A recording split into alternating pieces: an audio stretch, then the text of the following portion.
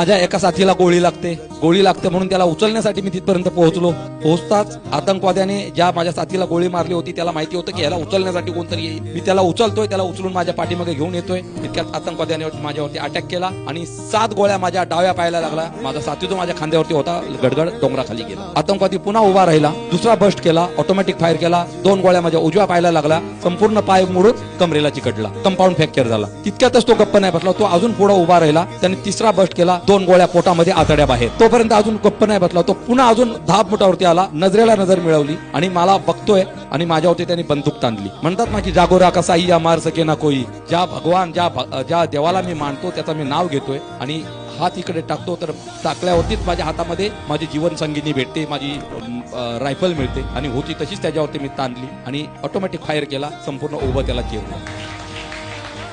लुडकत तो माझ्यावरती आला, त्याला हेडशूट केलं आणि मग मी माझ्या कमांडिंग ऑफिसरला सांगितलं, सर मला गोळी लागली, माझ्या दुसऱ्या साथीला गोळी लागली. येऊन लागल्याच्या नंतर थोड्या वेळाने हेलिकॉप्टर येतो. हेलिकॉप्टरवरती आतंकवादी फायर करतात. तोपर्यंत संध्याकाळचे 5 वाजलेले असतात आणि 5 वाजता पुन्हा ब्लॅकआउट आणि नॉर्थ ईस्टला सर्वात 5 वाजता म्हणजे संपूर्ण अंधार होतो, पाऊस होतोय आणि हेलिकॉप्टर पुन्हा तिकडून निघून गेला. पायाची लेस काढली आणि त्या पायाला त्या लाकडाने सरळ बांधलं. पोटातल्या आतड्या आतमध्ये घालण्याचा प्रयत्न करतो, आतड्या जात नव्हत्या. त्यांनी त्या नाल्यामध्ये ठेवलं आणि त्या पाण्याने धुतलं आणि तसंच बनियानने बांधून घेतलं. सकाळी 7 वाजता हेलिकॉप्टर आला. तोपर्यंत मी रात्रभर ती लढाई लढत होतो.